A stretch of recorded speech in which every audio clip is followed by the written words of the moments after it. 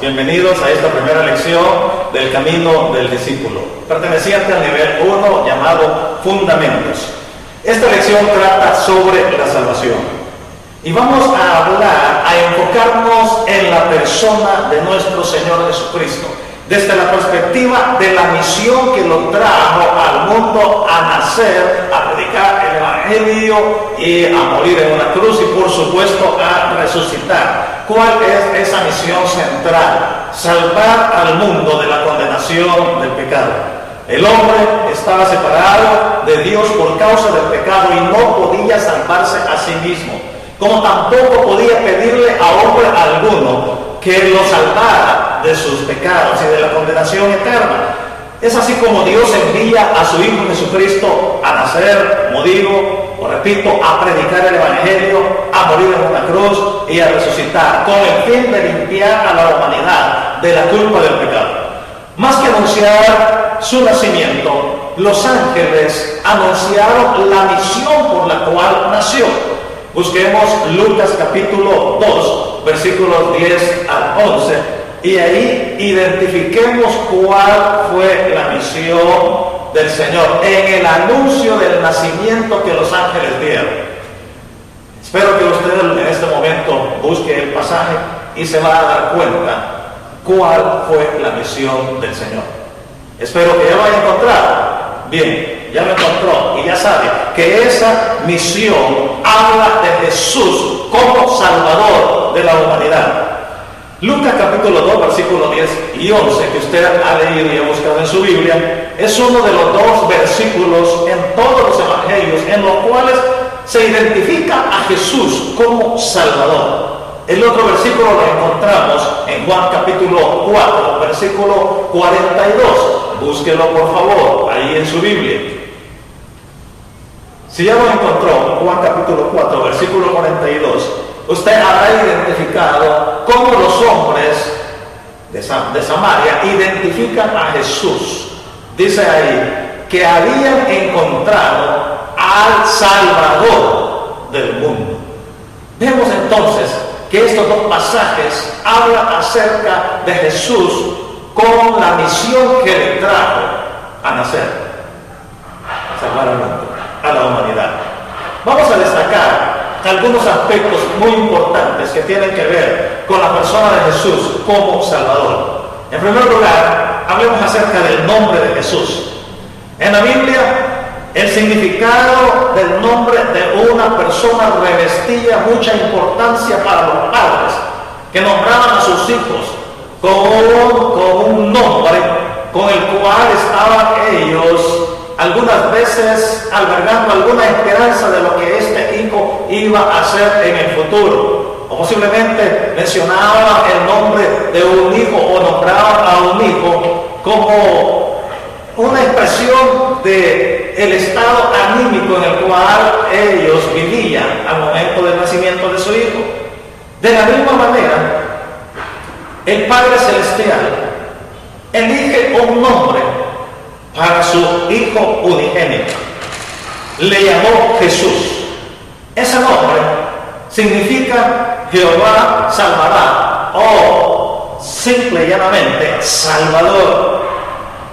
De tal manera que cada vez que la gente que conocía a Jesús, aún de niño, y llamaba por nombre, mencionaba a Jesús, estaba hablando acerca de la misión que este pequeño traía, salvar, Salvador.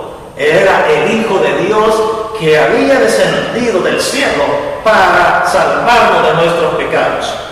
En Mateo capítulo 1, versículo 21, leo en la Nueva Versión Internacional, dice: dará a luz un hijo y le pondrás por nombre Jesús, porque él salvará a su pueblo de sus pecados.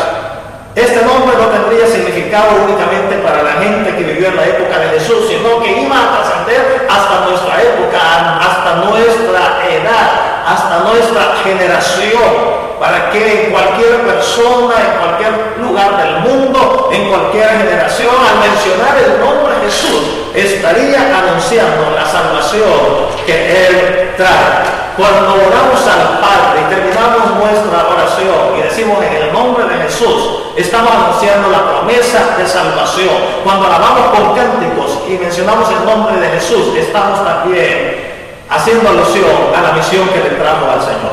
Otro de los nombres con el cual fue identificado el Señor Jesús, nuestro Salvador, fue Cordero de Dios. Así lo dice Juan capítulo 1, versículo 29. Juan Bautista le presenta a él como el Cordero de Dios que quita el pecado del mundo. ¿Por qué Cordero? Porque así, de la manera como los judíos en la época de Jesús sacrificaban corderos para expiar sus pecados, así también Jesús vendría a morir como un cordero para limpiar los pecados de toda la humanidad, de todo el mundo.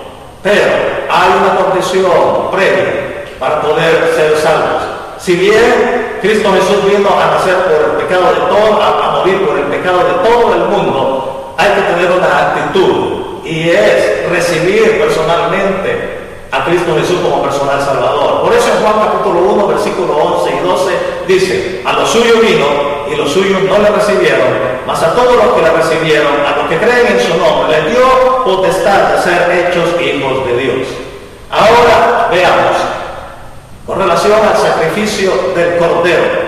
Jesucristo fue crucificado, fue clavado en una cruz. Era el peor castigo que le daban a los malhechores en esa época, y Jesús se hizo pecado por nosotros. Fue llevado a un monte llamado Gólgota, lugar de la calavera. Quizás usted se preguntará por qué no encontramos ese nombre Calvario en los evangelios, en nuestra Biblia. Bueno, es por la razón de que eso viene como una traducción del inglés.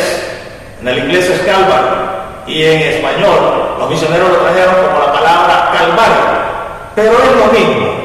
El Señor Jesús fue crucificado en el monte Gólgota junto a dos malhechores. Allí entregó él su vida por salvarnos a nosotros. Ahí fue sacrificado el Cordero de Dios. ¿Cuáles son las actitudes que nosotros vemos en la actualidad con relación a aceptar ese sacrificio o rechazar el sacrificio de Cristo Jesús? En la cruz, allá, o en el monte, allá en el Gólgota, estaban tres cruces. Y estas tres cruces nos dan un mensaje. El primero de ellos representa al hombre que muere en pecado, teniendo a la par la oportunidad de salvación en Cristo Jesús, rechaza, se burla del Señor y muere en pecado. El segundo mensaje nos lo da Cristo Jesús, que no murió en pecado, sino murió por el pecado de la humanidad. Y el tercero de los mensajes nos lo da aquel hombre que murió al pecado. ¿Por qué? Porque reconoció en Jesucristo el Salvador, el Cordero que quitaba el pecado de todo el mundo, y le aceptó. Y el Señor le dijo: de cierto te digo, hoy mismo estarás conmigo en el paraíso. ¿Con quién se identifica usted?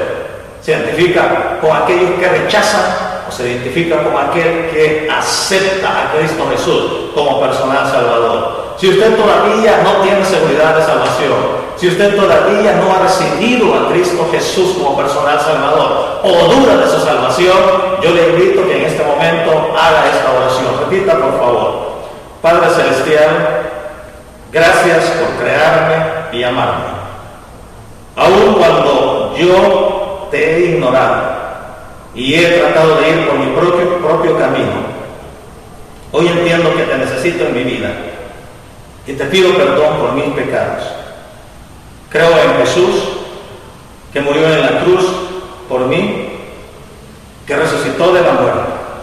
Lo recibo en mi vida como mi Salvador y Señor. Gracias por tu gran amor. En el nombre de Jesús. Amén.